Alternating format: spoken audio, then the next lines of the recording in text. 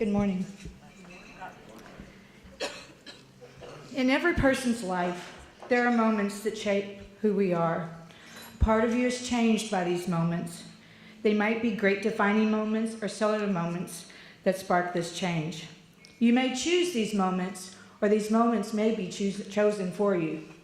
My name is Teresa and I'm the Small Learning Community Coordinator at Seneca High School. My moment started a year ago this month. It started with a directive from my principal through an email. I was to choose 2 scholars who would accompany my principal to Belize.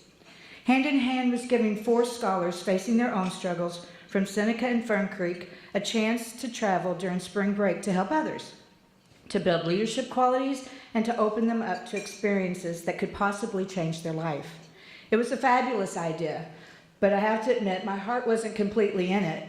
I wasn't going to Belize, and I had my own plans for spring break, and they did not include teenagers. Then everything changed. My principal was promoted. She could no longer go to Belize. So on February 13th, with no other potential candidates to travel and a deadline to name a person, I added my name to the list. Now don't get me wrong, a trip to Belize sounded amazing, but teenagers in a construction site was just not how I planned to spend my spring break. But I couldn't believe it. I was going to Belize to build a house and help a family gain a home of their own.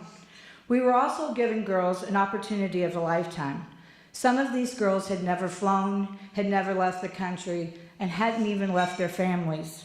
We were off for an adventure of a lifetime. We arrived in this beautiful country, ready to work and have a lot of fun. We met wonderful people, Maggie and Abel, who were great role models, Beto with his magic hammer and all of his knowledge, sweet Caroline, who gave us inspiration every day, Poppy with his smile and his cry of build the house every day, and Janet with her words of wisdom. Actually, I never understood a word Janet said the whole week, but I'm sure it was really profound. We met people that had already received a house. We met people who were on the list to get a house. We met neighbors who just showed up to help build a house. It was a community of people that just one day before didn't know each other, but the next day became family. Our group of 8 women and 2 men were taught how to construct a house. I watched as 4 urban girls learn to use a circular saw, swing a hammer, pour concrete, mix concrete, and raise a wall as a team. I saw these girls take on challenges and conquer their fears and grow stronger every day. They met teenagers like them, they went to school with them, and they made lifelong friends. I saw them stand taller and smile brighter as the days went on, and they got lessons on this trip they could have never received in a textbook. Each day was better than the last, and each day I experienced pure joy. Every evening we sat around a table reflecting on our day, and I was in awe as our group grew stronger and became more self-aware. I watched Emily play with children at the center. She gave of herself, taught children a song, laughed, gave them hugs. She showed such unconditional love. I listened to Jami speak of leadership and working to understand our differences and change the world. I know that she will make that change happen. I heard Tasia comment, the next time I'm feeling sorry for myself or mad about something, I'm just going to tell myself to shut up. My problems are not that bad.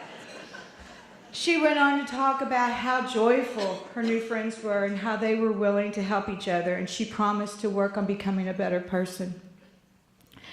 And I watched as Patricia gained her voice. She grew in strength every day. Patricia's a quiet girl with powerful thoughts.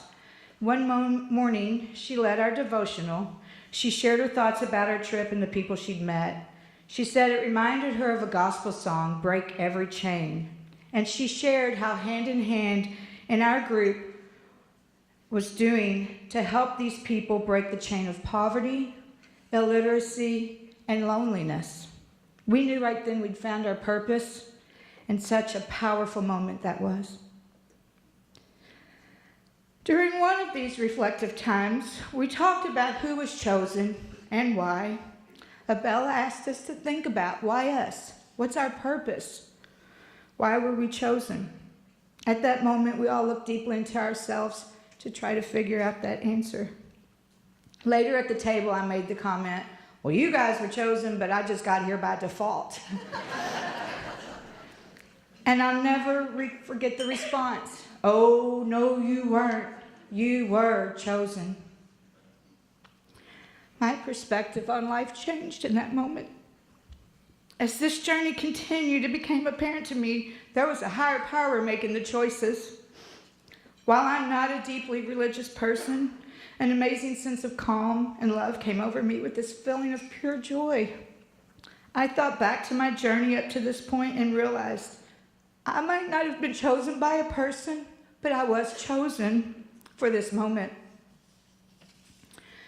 As I watched the last day at the site, my girls giving Sonia the key to her new home, singing, breaking every chain, I couldn't believe how amazing this journey was. We laughed, we cried, we cheered the cats on at the tournament, and we shared deeply personal experiences with each other. And this is only in 4 days. I walked around the new house feeling this bliss, and it came upon Sonia. She was alone, and she was turning the water on and off, on and off, on and off in her new bathroom. She looked up at me with this beautiful smile, and I'll never forget that moment. We get so involved in our own lives trying to be more, have more, do more, that we often lose ourselves. In that moment, I knew I was chosen. I was chosen at a time I really needed this gift. The gift of community, of friends, of love, and of a helping hand. Now, I still get angry, and I still make stupid decisions. But my gifts have given me the ability to find the courage and the strength to be the best person I can be. Maya Angelou wrote, "People will forget what you said, people will forget what you did, but people will never forget how you made them feel." I will never forget the powerful feeling of joy and love that hand in hand, my girls and my new friends in Belize gave me spring break 2014. I want you to join me in welcoming my girls, these wonderful, strong women who I guarantee will change the world. Carrie Conklin, Tasia, Jami, and Emily. Thank you very much.